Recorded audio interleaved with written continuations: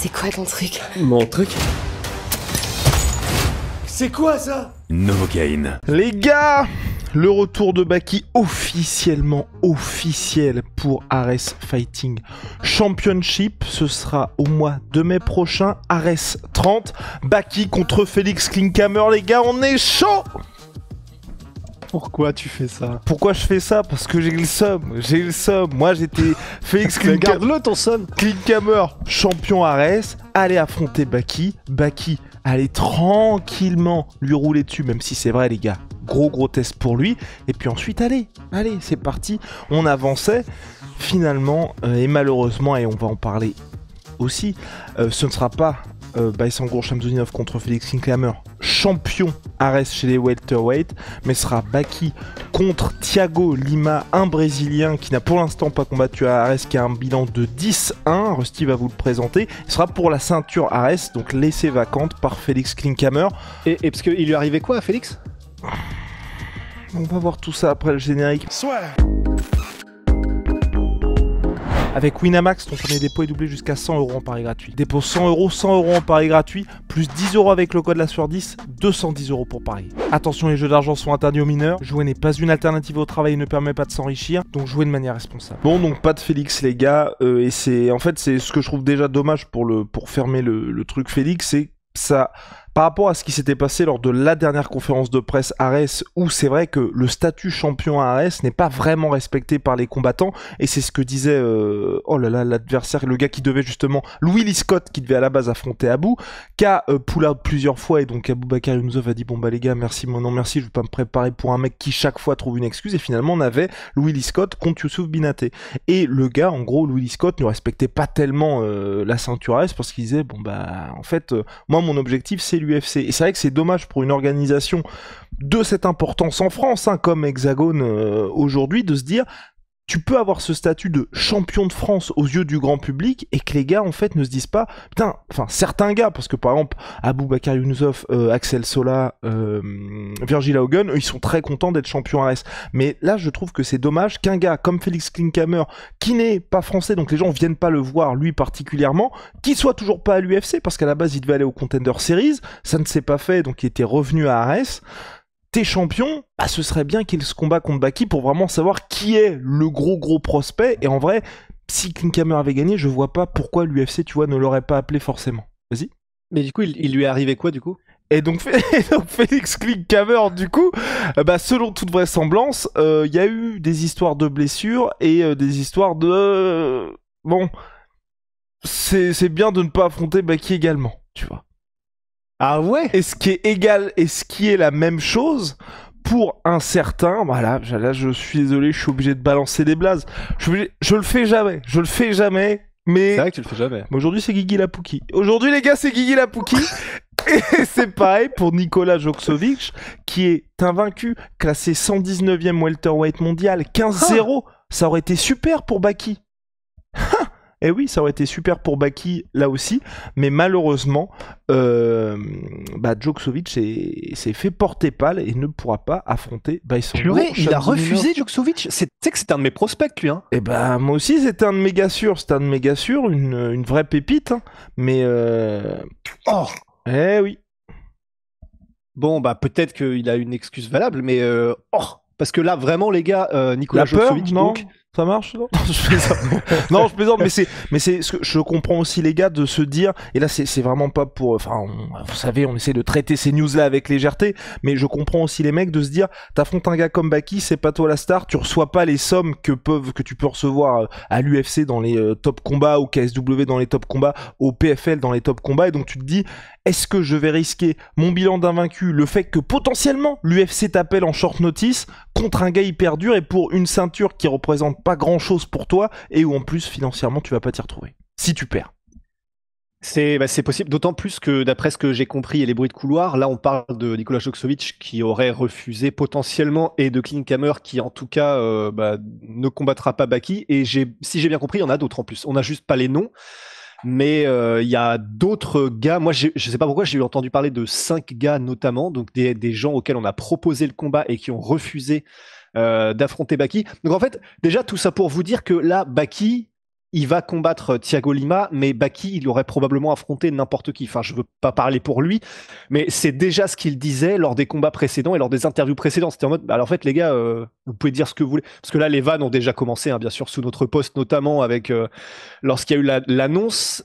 Bon, il y en a qui m'ont fait rire, faut avouer, mais tous les trucs c'était en mode, bah ouais, c'est lui qui a réparé mon carrelage ce matin, bah il est venu hier soir pour la chasse d'eau, machin, mais en mode c'est un plombier, mais ouais, celui sur la chasse d'eau, il m'a fait rire particulièrement aussi. Mais enfin, en gros, c'est la dernière fois, c'est ce qu'avait répondu Baki aussi, il y avait eu des moqueries aussi, pareil, mais en gros, Baki est en mode, mais les gars, enfin, moi j'affronte tout le monde, c'est juste que, bah, à un moment donné, j'affronte le meilleur de ceux qui peuvent aller chercher, c'est juste que personne veut m'affronter et qu'il n'y a pas d'adversaire que j'arrive à trouver. Donc en soi, c'est pas la faute de Baki, hein. Baki, il prend tout le monde, il aurait probablement dit oui à tout le monde, mais il se retrouve avec des Thiago Lima parce que bah, Klinkhammer est pas là et puis que Joksovic sous le tapis, quoi. Et voilà, et Klinkhammer, ouais, voilà, c'est blessure ou blessure. Hein. On connaît la chanson avec ce genre de personnalité. Comment on l'envoie sous le bus. Méfiez-vous, en tout cas, méfiez-vous des chauves. Donc, et là où je trouve ça vraiment dommage pour Baki, c'est donc Klinkhammer était aussi invaincu, donc t'avais tous ces angles-là et que le gars c'était vraiment un gros test. Qu'est-ce qui te fait barrer avec ton sourire en Non, coin. mais parce que je repense. Vas-y, si tu veux, pendant que t'enchaînes, je vais aller voir les commentaires sous le ça m'avait fait rire. Putain. Et je voulais. Et donc. En roue libre. Les mecs sont en roue libre. Et donc je voulais enchaîner. C'est ça pour moi, je trouve le plus dommage. C'est que donc Baki aujourd'hui, selon. Donc en gros, pour les classements, quand vous n'êtes pas à l'UFC avec Rusty, on regarde Tapology ou Fight Matrix. Fight Matrix est important parce que quand vous n'êtes pas dans les grosses organisations, il n'y a que les classements régionaux sur Tapology, mais par contre il y a toujours le classement mondial sur Fight Matrix. Et donc pour Baki, à l'heure actuelle, il est donc classé, tac, que je vous dise pas de bêtises, il est classé 141e welterweight. Il a 23 ans, Baki. Et je trouve ça dommage, autre que pour le fait de se dire il va avoir un highlight et comme ça il peut partir par la grande porte, et en plus avec cette fameuse ceinture, parce qu'il devait avoir la ceinture dans le combat initialement prévu contre Félix Klinkhammer, c'est que Baki, son dernier combat là, il va le faire contre quelqu'un qui est classé 170e mondial. Et je trouve que c'est, tu vois, dommage aussi de se dire que le gars qui lui ont mis comme adversaire là, c'est un gars qui est derrière lui, parce que vous voyez, là, Rusty se régale avec les commentaires et les réactions pour l'adversaire de Baki. Tu vois, on peut toujours se rattacher à des trucs si le gars est classé devant. Là, je trouve, à mon sens, un peu compliqué et va vraiment falloir que Baki l'assure et qu'il le démonte complètement. Pour en plus enlever, pour Baki, ce serait bien en plus d'enlever ce côté, t'es un petit peu trop gestionnaire dans certains de tes combats et à dire que quand t'as la main mise sur ton adversaire, tu le termines aussi. Ouais, en fait, c'est la seule... pression entre guillemets qu'il y a pour Baki, c'est que il est presque condamné à faire un gros finish au premier round parce que tout le monde s'y attend et que quoi que tout le monde dise, là, bon, en plus du coup on a vu qu'il était derrière, et encore je n'avais pas été regardé de son classement Fight Matrix, je m'attendais à ce qu'il soit encore plus loin pour être honnête, donc au moins il est dans le top 200 déjà, c'est quand même déjà bien. Mais non mais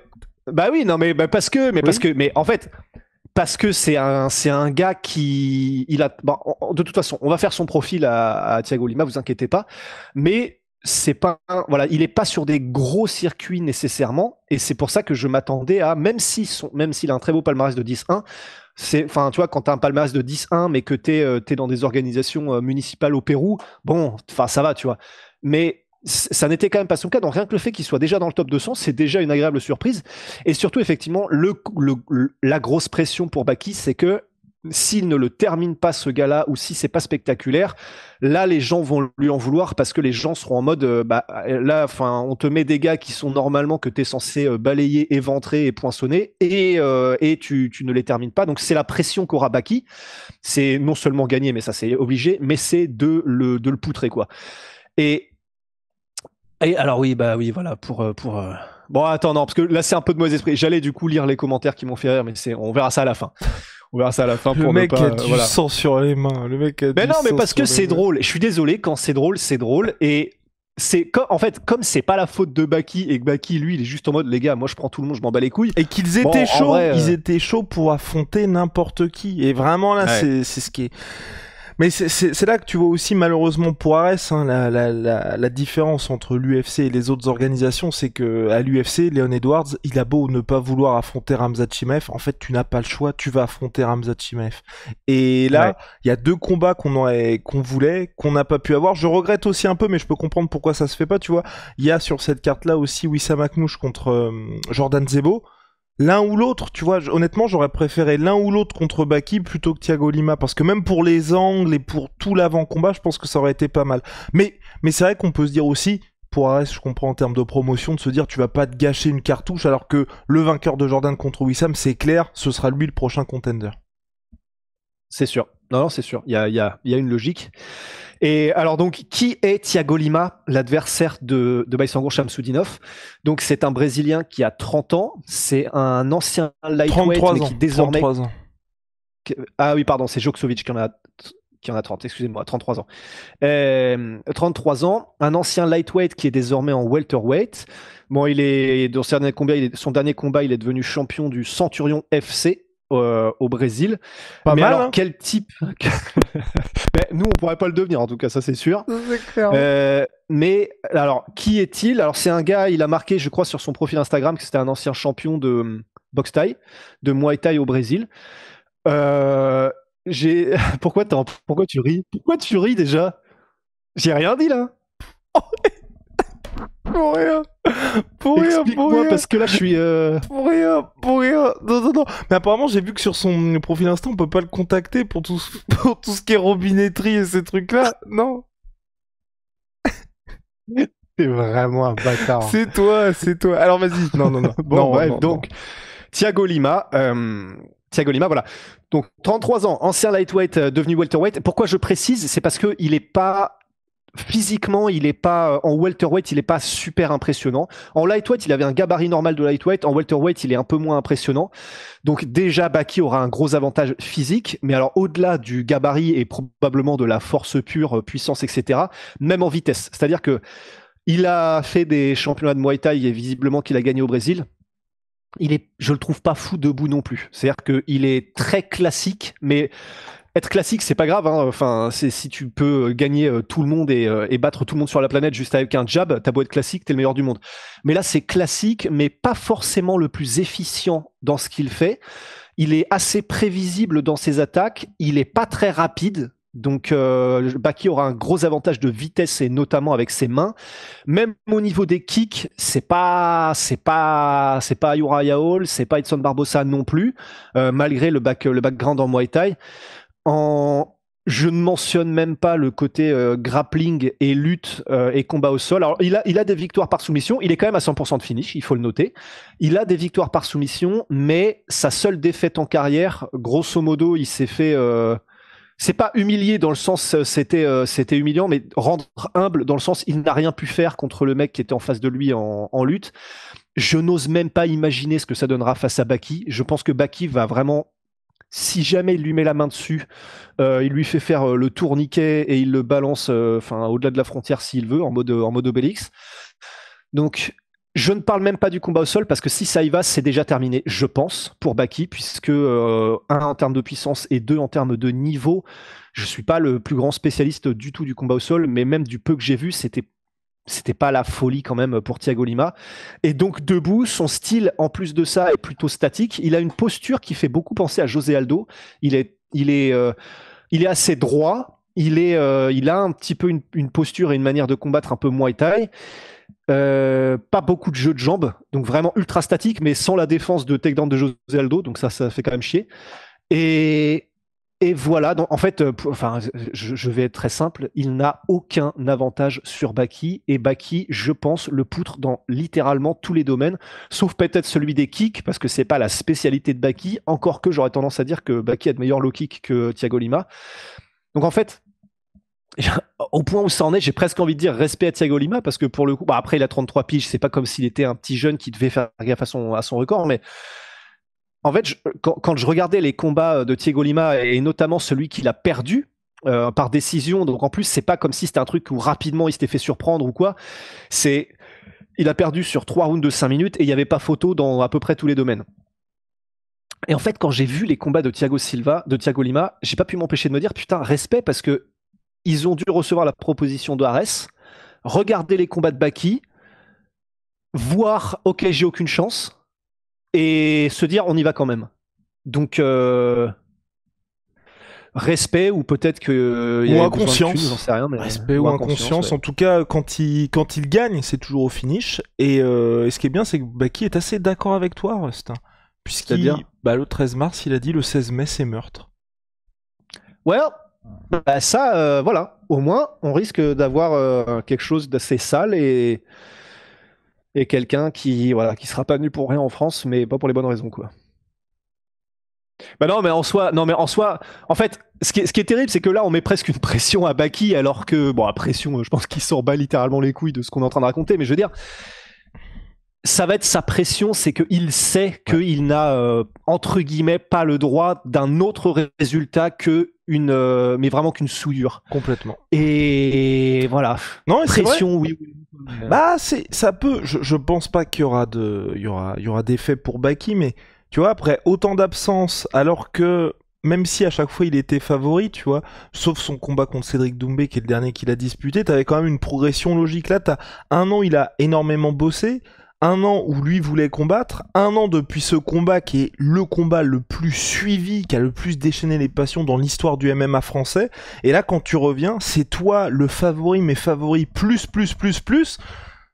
Évidemment, je pense pas que ça va avoir une incidence énorme, mais tu vois, c'est quand même un des angles, tu vois, à surveiller pour ce retour de Baki. Mais moi, honnêtement, je pense qu'il n'y a pas de problème, parce que l'avantage, c'est que aussi, comme tu l'as dit, hein, aussi bien debout au sol, même s'il faudra être vigilant parce qu'il est agressif dans les soumissions, je pense que Baki pourra le contrôler et s'imposer. Ouais. Donc voilà, Même debout, il est même pas agressif. Hein. Il a que des finishes, et pourtant, en vrai, dans ce combat qu'il a perdu, rapidement, quand il a vu que c'était chaud, en fait, il est pas si agressif que ça. Donc même de ce côté-là... Ah non, mais c'est pour vous dire, là vraiment, normalement, c'est un tapis rouge, théoriquement, pour Baki, en tout cas. Tellement il est au-dessus. Pour prendre la ceinture, et puis ensuite... Ensuite, le reste appartient déjà à l'histoire. On a fini pour cette preview, explication de Baki contre Thiago Lima. Ouais, on a fini. Mais évidemment, les gars, on respecte tous les combattants, hein, mais c'est juste quand c'est marrant qu'on peut se marrer. Vous l'avez remarqué, là, il y a quelqu'un qui m'a dit ça. Ça m'a fait plaisir. Je sais pas ce que vous en pensez, tu vois. Qui a dit en ce moment, les gars, les podcasts, ils sont sympas. Et je trouve que les podcasts sont plus sympas qu'avant. Parce que là, comme en ce moment, on voit bien que les sujets, il se passe pas grand chose dans les MMA. Vous êtes plus en mode discussion, comme vous, quand il y a pas. L'impression qu'il a quand il n'y a pas la caméra, alors que bon, on peut pas se blairer avec Rose, donc c'est. Non, mais je te bon, déteste. Voilà. Donc. Mais après, c'est effectivement, je pense que c'est bien, ça fait un avantage au fait qu'on n'a pas grand chose à se mettre sous la dent, c'est qu'au moins on s'amuse plus, bon, tant mieux. Mais ouais. Mais c'est marrant parce que peut-être que ce serait un podcast qu'on pourrait faire, mais je sais pas trop. Mais en gros, c'est dingue quand même le après Baki Doumbé pour Baki et Doumbé. C'est fou quand même ce qui s'est passé. Crazy. Bah, je pense que pour Baki, malheureusement, il n'y a pas eu ce. Il y avait un tremplin qui était un peu là avec Ares PFL qui a tout niqué. Exactement, parce que sinon, tu vois, il y avait son retour qui allait avoir au PFL. Il devait affronter, c'était le Suédois, je crois. Normalement, allez, il se serait imposé. Ouais. Ensuite, il y aurait eu, je pense qu'à mon avis, la temporalité, au mois de mai, là, on aurait eu la revanche directement Baki Doumbé. Et donc là, c'était parti. Et pour Cédric Doumbé, c'est compréhensible parce que ce qui s'est passé avec l'épine, c'est du jamais vu dans un combat qui est hyper attendu. Après tout le trash talking qu'il y a eu, c'est différent comme résultat, mais c'est un peu comme la défaite de Conor contre Habib, ça va le suivre toute sa vie. Et là, Cédric Doumbé, à moins qu'il mette KO Baki lors de la revanche, tu ne peux pas effacer ça. Tu ne peux pas effacer ça. Et donc, parce que Cédric Doumbé, il a aussi appuyé sur ce truc qui fait qu'aujourd'hui, effectivement, tout le monde le suit, c'est que tu sois son supporter ou un mec qui le déteste, tu vas le regarder. Et il a vraiment été à fond dans le côté, faut aussi que les haters me regardent. Et donc, pour les haters, c'est du pain béni, un truc comme ça. Parce que tu peux littéralement sortir chacun de ses tweets, vous allez voir, les mecs, ils ne le lâchent pas avec ça. Et donc c'est pour ça, à mon sens, que pour les deux, tu vois, c'est un petit peu retombé. Mais je pense que on peut très bien avoir une fin d'année là où, quand il y a la revanche entre les deux, ce soit un discours complètement différent. Mais par contre, normalement, hein, il devrait y avoir une vraie fin claire, nette et précise. Celui qui perd la revanche, à mon avis, plus compliqué pour la suite, tu vois. C'est sûr. C'est sûr. Mais je suis très curieux de voir si la hype revient au même niveau. Et je ne sais vraiment pas. Donc ce sera intéressant, mais ça vaudra le coup qu'on en discute. Eh oui, ça vaudra. Moi, je pense. Hein. Je pense que ce sera incroyable parce qu'en plus, là maintenant, t'auras cet angle de vraiment tout peut se passer, tu vois. Ouais. Bah, Même là, littéralement, ouais. T'imagines les deux, ils s'associent et ils déboîtent Marc Goddard. Ce qu'on ne souhaite pas, évidemment. Ah ouais, un tag team. Il l'écartèle. Petit serrage de main et boum, c'est parti. Non, bon, allez. Et respect aux arbitres également. Rusty, non, par contre pas. Non, ça non. Pause.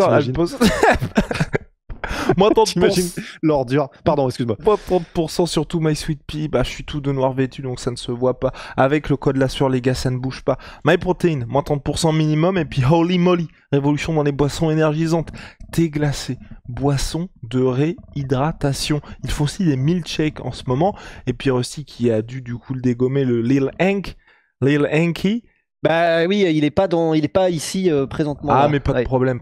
Reste donc. Code la sueur 5 pour votre première commande, moins 5 €. Et si vous avez déjà commandé chez eux, code la sueur 10, moins 10%.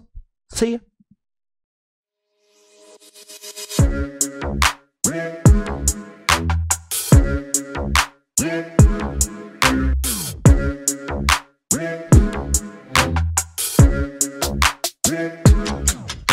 I'm fucking coming for you!